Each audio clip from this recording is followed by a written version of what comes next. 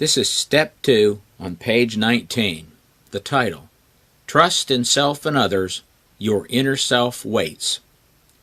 The quote at the top of the chapter, to be trusted is a greater compliment than to be loved. Have you ever felt like two people? Has anyone ever told you that there was a good side to you, but it was buried deep inside you? We've spoken to hundreds of inmates who told us that they felt like two people. I wanted to quit drugs and go to work, and I had every intention to, they'd say. But before I knew it, there I was, doing all the same old things again. How can we explain this? Think of a time you had a test coming up. You knew you had to study some to pass it, and deep inside yourself, you actually wanted to pass it.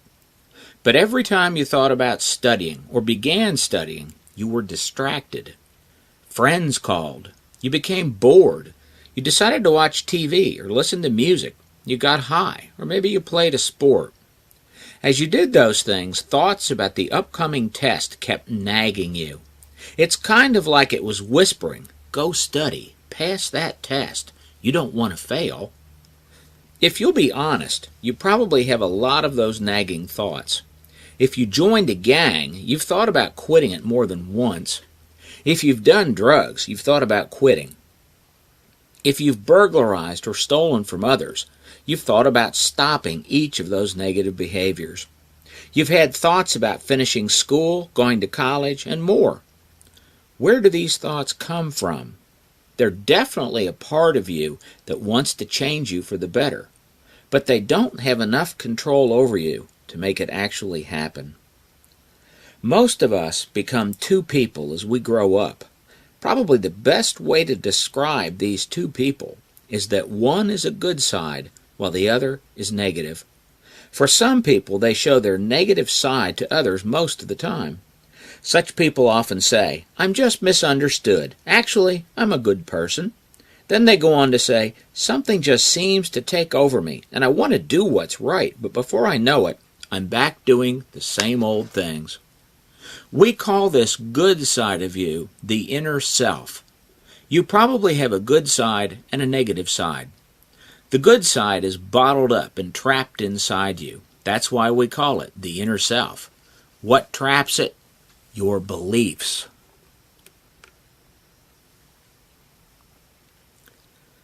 You probably believe school and learning things is boring, so you don't do them well, or you pretend that you're trying. You probably believe drug use is fun and exciting and that it can't destroy you, so you go ahead and do them. You believe working for a living is a drag, so you look for easy ways to make money. You probably believe you couldn't become a doctor, so you don't even try. You might believe that you can't get out of a gang, so you give in to it and remain its slave. You are a slave to your beliefs. Your beliefs limit you in ways you probably don't understand.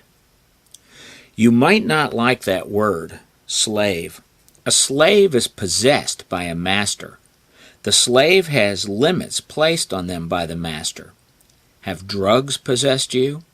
Have you spent countless hours and money seeking drugs? Can you remember times when you were out and all you could think about was finding some drugs? If so, drugs were or still are your master. Crime, being in a gang, opposing everyone you encounter, arguing with others, sex, and even being violent can serve as your master. And where do these behaviors and their beliefs come from? You learned them. Your personality, the way you act, is learned. Whatever ways you act to be cool, you learned from someone. You might have seen it on TV or might have observed it in another person, but you learned it. And that is the part of you that controls you. Most of your personality is learned and it controls you, only you don't know it. Think about a time when you wanted to dress a certain way to project a particular image to others. It may have been cool, sexy, tough guy, or anything else. This thought or belief about how you needed to dress possessed or controlled you. Some people actually do crazy things to project the image their personality dictates to them. There are countless other examples. The person who decides that school is boring actually does everything he or she can to make it boring. But it doesn't have to be this way. The inner self is the key to changing. Your inner self whispers to you. It tells you to do better. It tells you to help others. Quit drugs. Quit hurting people. Stop lying. Finish school. Stay away from negative people. No matter what you do, you cannot make your inner self go away or quit speaking to you. You see, your inner self has tremendous abilities. It wants them to be used by you. It wants you to make a conscious choice to do it. And until you die or use those incredible abilities inside you, your inner self will continue to nag you. And here's one last piece of information.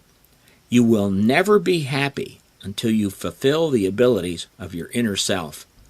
You've come to trust that your inner self exists and wants you to do better. You have to admit that it exists and that it's good. One of the most harmful limits that your beliefs have placed on your personality has to do with trust. You probably don't trust the program you're in or the counselors here. But what is trust? Trust is having faith in someone, having confidence in them. The counselors in this program could have chosen another way to make a living. Everyone has to make a living. They chose to help people like you. Most of the counselors are here because they want to be. This is their chosen career. They have your best interest at heart. They want you to change for the better. That's why they hold you accountable for your actions. That's why they can be tough on you. People who don't care about you let you do anything you want, but your counselors care. They're not here to hurt you. They are here to help you change for the better.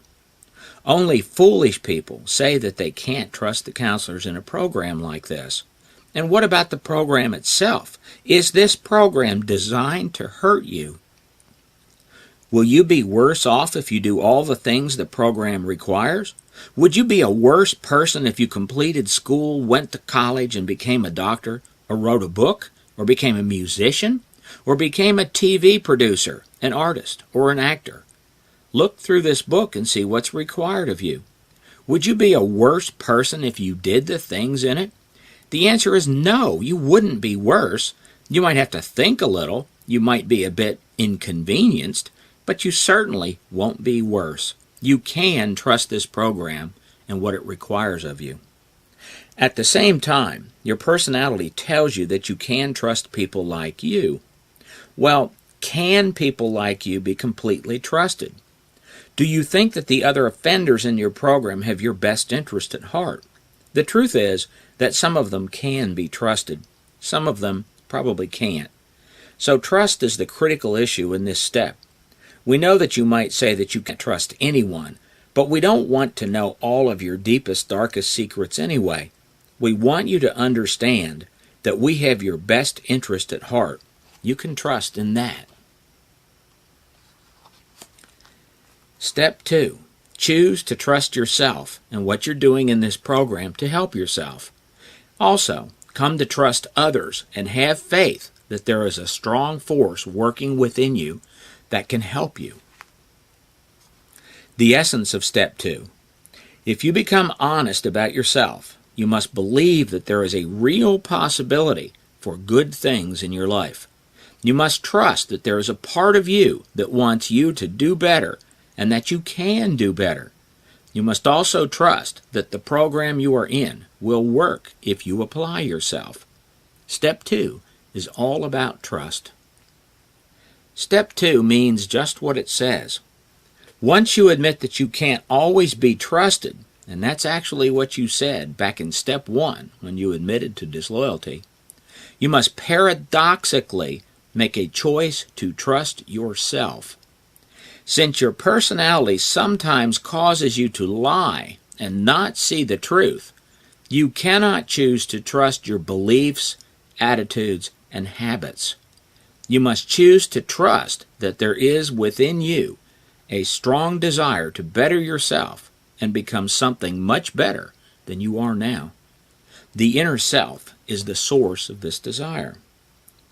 By choosing to trust yourself, you're going to create yourself as a trustworthy person.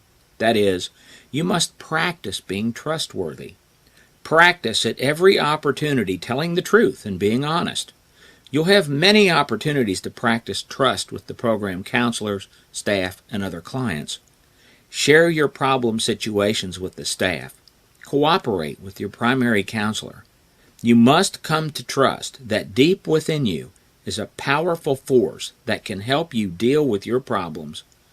Step 1 and 2 are all about becoming an honest and trustworthy person. Once you admit that you have sometimes been dishonest and not trustworthy, you must actively work on being honest and trustworthy. Come to have faith that deep within you is a powerful force and motivation that will help you deal with your problems. As a first part of Step 2, you should first complete the exercises Shield and Life Mask and Life Wheel. They're on pages 24 and 25. Take your time with them and be honest with yourself. You should complete the drawings on these exercises outside of group and have them ready to present in the next group after you pass Step 1. You will present them in group by holding them up for group members to see and just saying what you drew in each space. Once again, group members should only ask questions for clarification. If you successfully present these 2 exercises, your group facilitator will ask you to immediately stand up and do the Step 2 testimony. This is a description of the Step 2 testimony on trust. The last part of Step 2 is a brief testimony, no more than 15 minutes, that you will hold in group. You must stand in front of your group and cover the following. 1. That you trust the program to some extent and what you are doing here to help yourself. Remember, the program is here to help you. 2. That you trust someone here. You can state that you trust the counselors or just one of them, and that you trust some clients. You should not point to the client you trust. Just remember that when they vote on your testimony, someone might have to say that you have shown them that you trust them. 3. That there is a strong inner force working inside you, helping you become a better person. You may call it whatever you wish, but we call it the inner self because it is a part of you. You may be asked to say what you think this inner force is. After your testimony, you will leave the room and the facilitator will hold a vote. 2/3 of those who have passed Step 2 must vote in favor of you passing the testimony before you can go to Step 3. If the testimony passes, go on to the exercises required for Step 3. If the testimony didn't pass, you must pass it within the next 2 group sessions. If you don't pass this testimony in the next 2 groups, the facilitator can move you back to Step 1 or remove you from the program. This process is not going to always be easy. Don't be overly concerned when you slip back, and you will slip back because your personality is going to fight you. Your habits, beliefs, and attitudes are going to try to drag you back into disloyalty time and time again. The personality has formed over many years, and you can't expect to totally change it in a short time. Envy, jealousy, hate, greed, lies, cheating, stealing, and betrayal are feelings and behaviors that won't willingly disappear from your personality. So even after you admit you have them, and even after you choose to trust yourself, you're going to slip back many times. Rather than see it as a failure, you must do these 2 steps again. Practice becoming trustworthy rather than giving in to disloyalty. Be trustworthy again. Make it a habit. Your personality is very resistant to change. Fight it by trusting yourself. Trust your inner self. This, in fact, is what you have to do to become trustworthy. You must trust that your inner self can lead you to happiness. You must trust that you can confront your own personality without having it destroy you. Be honest with yourself about yourself. When you slip back and experience negative feelings and behaviors, be honest enough to admit it. Then trust yourself again. Do your best to fulfill the trust. You will have constant opportunities to practice trustworthiness, but you must practice, for you're just now realizing that you've been in a box. It's a trap, and it has only one route of escape. This is the description of the shield and life mask exercise found on page 24. The instructions. In space number 1, draw something important from your past. In space number 2, draw something that you do well. In space number 3, draw something that you enjoy doing. In space number 4, draw something you hope to be in the future. And in number 5, across the top, write in 5 words or less what you want the world to remember about you. This is the description of the life wheel found on page 25. The instructions. Number 1, draw a picture that represents the biggest problem area in your life now. In number 2, draw a picture of the biggest obstacle in your life. Number 3, draw a picture representing a current problem in your life, but one that you can take care of easily. Number 4, draw a picture of something that you really dislike doing, but something that you must do. Number 5, draw a picture of the one thing that you really like doing the most. Number 6, draw a picture of something that you've always wanted to do. Number 7, draw a picture of the most important person in your life other than yourself. Number 8, draw a picture of the things in life that you believe will lead you to happiness. And in the center, draw a picture that represents your current identity. That is, draw something that shows who you think you are right now.